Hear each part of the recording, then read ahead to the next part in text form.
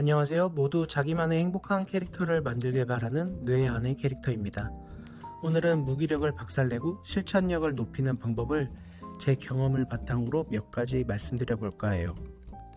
첫 번째로 작고 쉬운 행동이 중요하다고 생각해요. 이것을 습관화하는 거죠. 갑자기 내가 몸짱이 되겠어. 앞으로 매일 운동할 거야 라든지 오늘부터 영어 공부를 매일 2시간씩 할 거야 라는 목표를 세우고 바로 실천한다면 어떻게 될까요? 아마 하루 이틀은 실행할 수 있겠지만 너무 큰 목표로 시작하면 분명 금방 지치고 쉽게 포기하게 될 겁니다.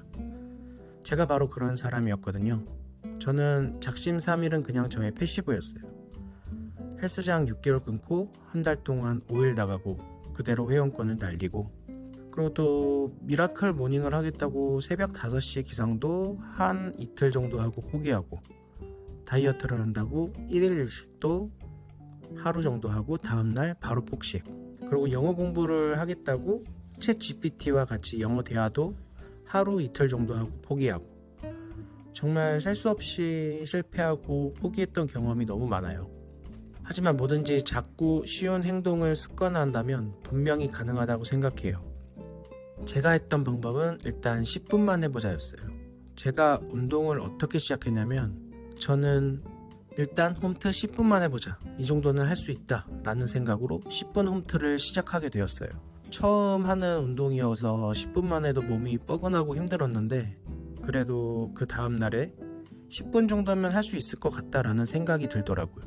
그래서 그 생각을 가지고 운동을 하니 쉽게 홈트를 진행할 수 있게 되었어요.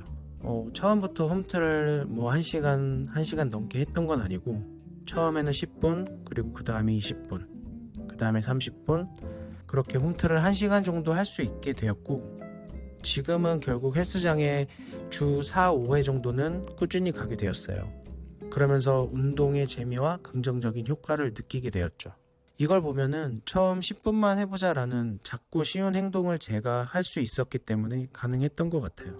그리고 두 번째로는 작고 쉬운 행동을 한 나에게 도파민을 주자입니다. 운동을 하고 난 뒤에 교촌을 시키는 그런 도파민이 아니에요. 이건 좋은 도파민이라고 할 수 없다고 하더라고요. 오히려 좋지 않은 영향을 줄 수 있다고 하고, 그럼 좋은 도파민을 나에게 주는 게 어떤 게 있을까요? 예를 들어서 저는 홈트를 하려고 영상을 켜고 운동복을 딱 입은 다음에 좋아, 할 수 있다, 좋아, 해보자 라는 약간은 오글거리긴 해도 나 자신에게 긍정적인 신호를 주는 말들을 하니 다음에 홈트를 준비할 때도 그때 긍정적인 기분이 떠오르면서 운동할 마음이 조금은 더 생기게 되더라고요.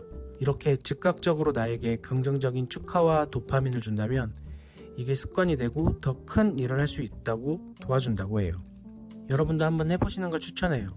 잘했어, 오케이, 같이 나에게 긍정적인 도파민을 불러올 수 있는 말들을 한번 해보세요. 세 번째로는 5초의 법칙입니다. 이미 알고 계신 분들도 많겠지만 5초를 거꾸로 세고 바로 행동하는 거예요. 여기서 포인트는 5초를 세고 바로 할 일을 시작한다는 건데 사실 처음엔 잘 되진 않죠. 하지만 이게 가능한 이유는 위에 말씀드린 것처럼 바로 작고 쉬운 행동을 5초 세고 바로 한다는 점이에요. 5초 후에 해야 하는 목표가 너무 거창하면 막연한 감정이 들 거예요. 그런데 작고 쉬운 행동을 정하고 5초 만에 바로 시작한다면 좀 더 쉬울 거예요. 왜 5초 만에 해야 하냐면 우리의 의식이 끼어들 틈을 주지 않게 하기 위해서예요. 변명한 시간에 바로 시작하게 만드는 거죠. 5초의 법칙이 습관화된다면 정말 큰 무기가 될 거예요. 초의 법칙, 5, 4, 3, 2, 1을 세고 바로 행동을 못했더라도 실망하지 마세요. 처음부터 매번 5초의 법칙이 통한다면 모두가 게으른 삶을 살고 있지 않겠죠. 이것도 저는 연습이 필요하다고 생각해요. 이럴 때마다 5초를 세고 바로 행동을 못할 때마다 여러분 자신을 자책하지 마세요. 이 말을 꼭 기억했으면 좋겠어요. 결심과 지속은 다르다. 웬디 우드가 한 말인데요. 꾸준한 지속을 위해서는 의식이 끼어들게 해서는 안 된다고 합니다. 5초의 법칙도 조급하지 않고 천천히 해보는 걸 추천해요. 마지막 네 번째로는 재미를 느껴야 한다예요. 저는 이게 제일 중요한 것 같은데요. 제가 헬스장을 다니면서 느낀 점이 있어요. 보통 헬스장에 오는 사람들은 대부분 건강이 목표가 아닌 순수한 재미로 온다는 걸 알게 되었어요. 이른바 헬창이라 불리는 사람들은 헬스의 재미와 그 약간의 강박으로 재미있게 게임하듯 헬스장에 오더라고요. 물론 순수하게 건강을 위해 헬스장에 오시는 분들도 많긴 하겠지만 분명한 건 대부분의 사람들이 재미를 느끼기 때문에 헬스장을 꾸준히 온다는 거예요. 저도 마찬가지로 홈트로 운동을 몇 개월 하다가 헬스장에 가서 여러 운동을 해보고 시간이 지나면서 근육도 붙고 몸이 달라지는 걸 느끼게 되니까 이게 재미있더라고요. 재미가 있으니 물론 헬스장도 더 자주 오게 되고 이게 또 습관이 되니 몸도 마음도 점점 건강해지는 걸 느낄 수 있었어요. 재미를 느끼지 못했더라면 가능한 일이 아니었겠죠. 어느 책에서 봤는데 성공하는 사람들은 3가지 능력을 가지고 있다고 해요.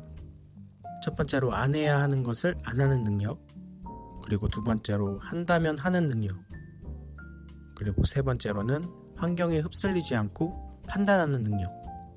다들 아시다시피 이 3가지 능력을 가지고 있다면 요즘 시대에서는 완전 초인이죠. 가끔 보긴 해요. 그런 초인 같은 분들을. 예를 들어서 헬스장에서 이어폰 안 끼고 수건을 머리에 올리고 운동에만 집중하는 분들도 있는데 그런 분들을 보면 마치 부모의 원수를 갚으러 온 게 아닐까 하는 생각이 들기도 해요.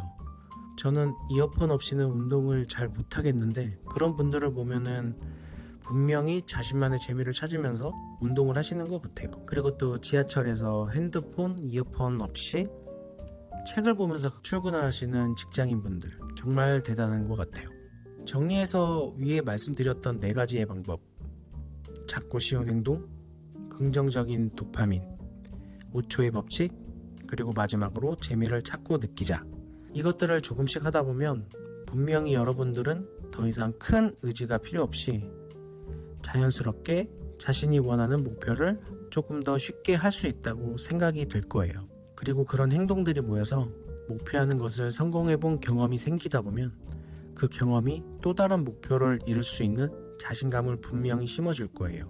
덧붙여 말하자면 실천력이라는 건 보통 사람들이 그 사람의 의지력, 인내력, 타고난 멘탈 정도로 생각하지만 전 그렇게 생각하지 않아요.